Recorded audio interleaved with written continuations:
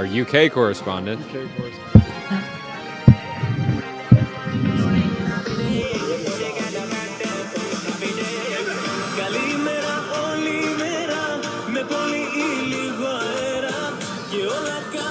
I love this song. We actually should license that. We definitely are going to get demonetized for that. Great to see you. It's my favorite sound. I'm back in the studio. Yes. We've got the soundtrack going. It's such a banger song. It really is. Give us the weather report first. How was summer? How was it Wimbledon? You went to some tennis event. What'd you do? I had a tennis. Yeah, I had a good tennis summer. It was actually the U.S. Open as well. U.S. Open, okay. Recently. Is that the same as Wimbledon? Are they the same thing? I mean, they're technically the same on seniority, but I would say, as a proud Brit, that they are slightly different. Okay, got it.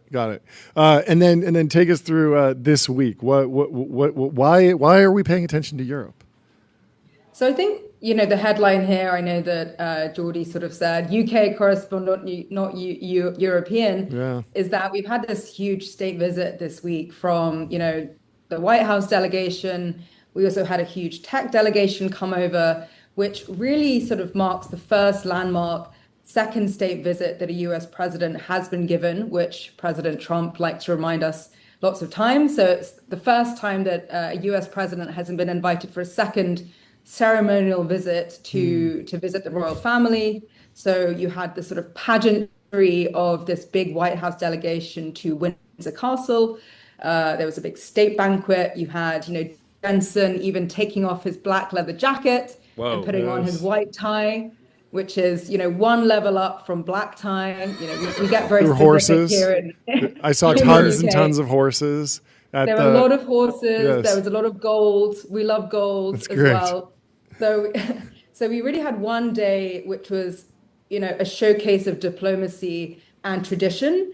And then you had a second day, which was at Chequers, which is the UK Prime Minister's traditional sort of country home.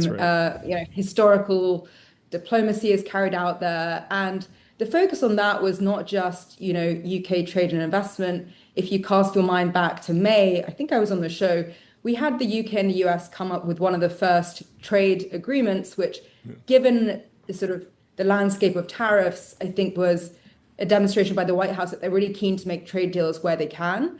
So you had a continuation of that, but the real focus this time was on tech and innovation across both energy and nuclear. You had it across AI and quantum, and then also, of course, defense and national security. So that's why you not only had the delegation from the White House and a lot of key politicians, but you also had some of our favorite tech CEOs from Silicon Valley making the trip over and putting on the white tie and also announcing a lot of investment. Who were some of the key names? Sam was there. Saw Jensen, Benioff, right? But Palantir, Anduril as well. Yeah. So I guess the main companies, you had Microsoft, so you had Satya there. You had Google, you had NVIDIA. Also, Jensen was extremely bullish on the UK, and we'll maybe come back to that because he's sort of announced a multi-layered investment in the UK over multiple years. You also had, Karp here from Palantir. You had Brian Schimpf from Anduril, and Sam Altman from OpenAI. So it was really, and there are a few others as well across, Blackstone and BlackRock. You also had a lot of the large big pharma and healthcare companies. GSK, for example, GlaxoSmithKline has announced that it's going to be investing a lot into US R&D. So it was really a big showing across major industries for investment on both sides of the Atlantic. But there was a huge representation from Silicon Valley. And I mean, just some of the numbers are quite impressive. So Microsoft announced that it's going to put $30 billion into the UK over the next 4 years. You had Google also committing around $7 billion. $30 billion. So much. That's crazy. You had Google announcing they're going to put $7 billion into a data center that they've already established.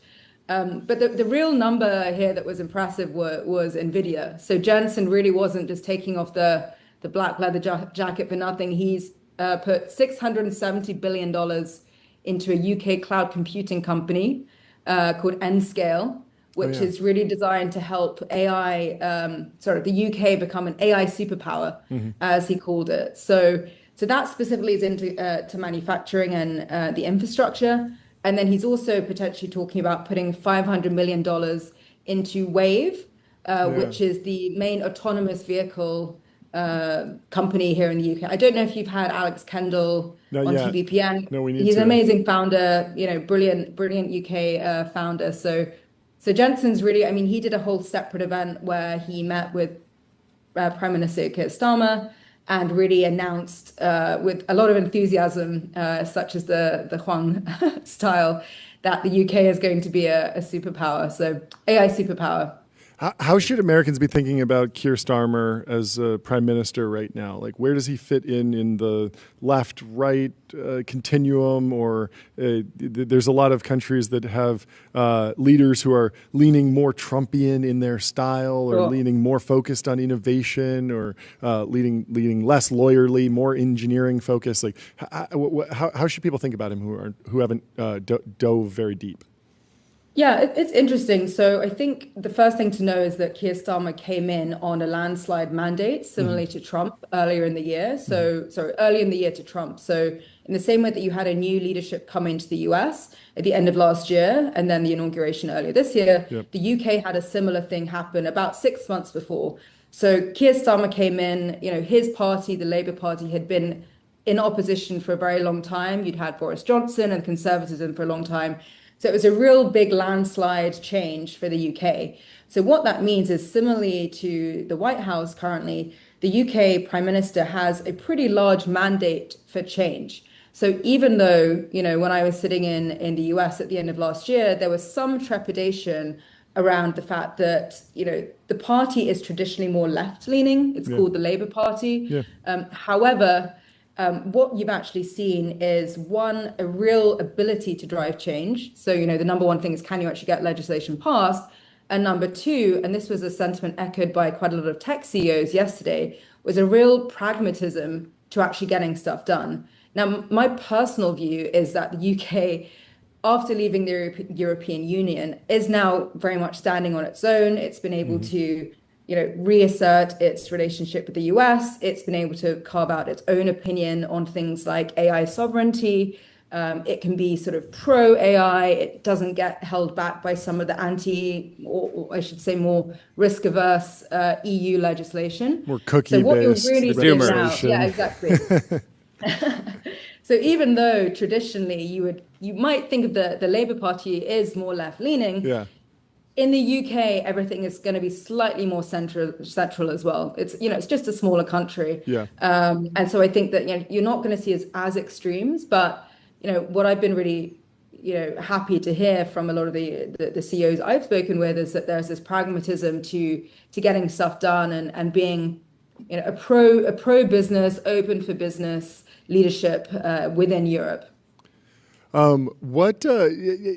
feel like this is a new thing where like the entire like America is going on tour. Like, we saw this in the Middle East, where it was like all of the tech CEOs and all the government people from the United States show up, and they're like, "We're all doing deals today." And then you see the Trump, and it's a little dinner. Competition. Who's the biggest deal? And at the dinner, it's like Mark Zuckerberg throws out a number, and then Tim Cook throws out a number, and it feels like it was the same thing this weekend or this week in the UK. It was like that, but with frillier outfits. Yes.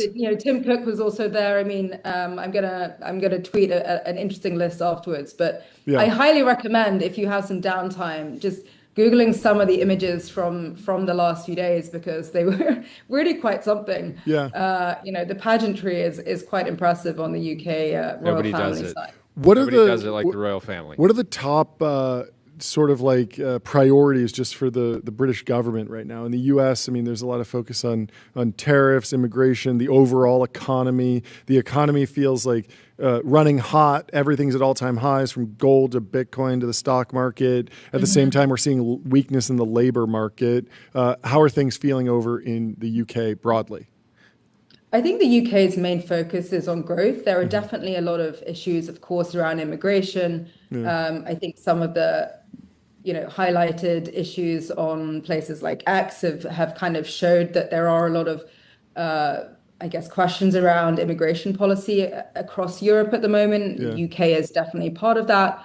I think, from my perspective, a lot of the focus is really trying to drive a pro-tech, pro-growth environment. I think that traditionally, a lot of the growth in the UK has come from the city. So traditional, big finance players, it was a real hub for financial services. And I think that there's a recognition that the UK is actually, if you look at it, a really big hub for R&D. You've had, Google DeepMind originated in the UK. You've had a lot of advances in both synthetic bio and big pharma come out the UK. Hubs, not just in London, but real R&D centers like Oxford and Cambridge have really been leading for a long time. You've got the big semis company, Arm, based in the UK. So in the last few years, I think you've really seen governments on both sides of the aisle try and move away from purely financial driven growth into tech and R&D. So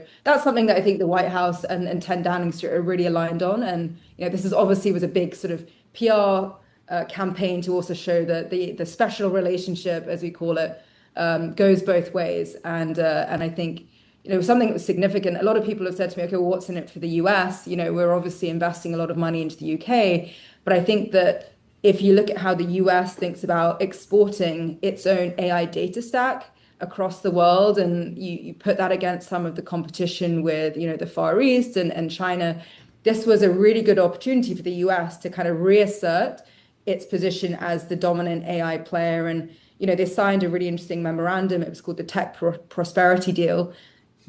Lovely name. Let's give it up for tech prosperity. Yeah, exactly. Which basically allows the US to align on, how data models are built and some of the kind of, very core things that the US cares about in terms of ensuring that the data stack is defined by the US and not by someone else. Take us through an update on the private markets in Europe broadly, in the UK. Who are folks focused on at the growth stage? We were at the New York Stock Exchange. Was that last week? I keep losing track of time. But yes. Klarna IPO'd successfully, stock traded up. How was the mood? I mean, it's obviously continued to hold up pretty well. Yeah. But I think the mood was good. Our takeaway was kind of interesting with the CEO is that it was just another day for him. He didn't bring his family. He just came, raised some money, got in, got out. It was a fundraise. Whereas with Figma, it was this huge moment because a lot of folks in Brooklyn use Figma and Manhattan use Figma. And so it's an American company, too. It's an American company. They really focus on the story of Dylan and with Sebastian over at Klarna. It wasn't as much of like everyone is a partner in this ecosystem. But in general, it felt like a really good moment. People had been waiting for Klarna to go out for a long time, and it was great to see them get out successfully. But who else is driving this the market or the news? Yeah, do you expect any type of spin-outs from DeepMind as well into more like application layer companies, or do you feel like the researchers there are just going to be content to double down?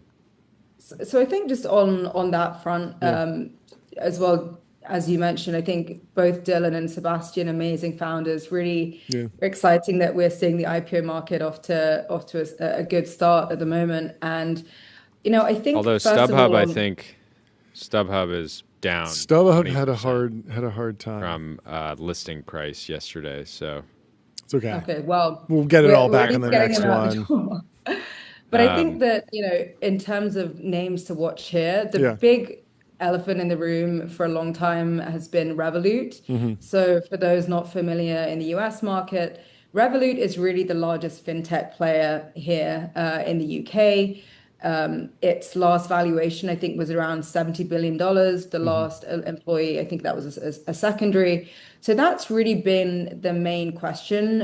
Some of the news stories around that have been around, banking license over the years and whether they were going to, go for an IPO. I think that one, continue to watch on. And if you look at Jensen's comments, even on this trip, he's even said that, NVIDIA may also invest in Revolut. So I think Jensen's he's really keen on the UK. We love Jensen. He's pumping everything. It's great. I think in terms of Google DeepMind, I'm unclear if they're going to be, spin-outs. I think that, the UK government has always looked at DeepMind as an example of UK companies that really should have been able to stay and prosper in the UK or within Europe. And so I think that you're going to continue to see a lot of focus on, UK's own AI infrastructure, the energy stack that's required for that. So we also had quite a lot of announcements around nuclear this week, because of course the energy question is a big one for the UK. Interestingly, actually, one of the other things the White House got out of this week's negotiations was that there is a commitment to the UK from being completely unreliant on any Russian nuclear energy as well. So I think that you're really seeing both the UK shore up its energy stack, and I think a lot of that has to do with the fact that the UK really wants to try and make itself a great hub for AI talent, whether that be through Google DeepMind or some of the other really exciting companies like Wave. Yeah, makes sense. As extra context, in 2021, Demis Hassabis over at DeepMind co-founded Isomorphic Labs, which is a spin out, but still, I believe, private and owned by Alphabet and DeepMind. And they're focused on I meant artificial more intelligence like for net new companies, drug not discovery. Alphabet owned, that type of thing. Yeah. And he's still based in the UK, which, the Prime Minister always likes to point out, but he's still working with Satya, so with Google, Gemini. with Ruth. Yeah. Well, thank you so much for hopping on the show. Always great to get that Always update. great to hang out with you. Always fun to chat with you guys. We'll talk to you soon, Pippa. Cheers. Bye. Bye.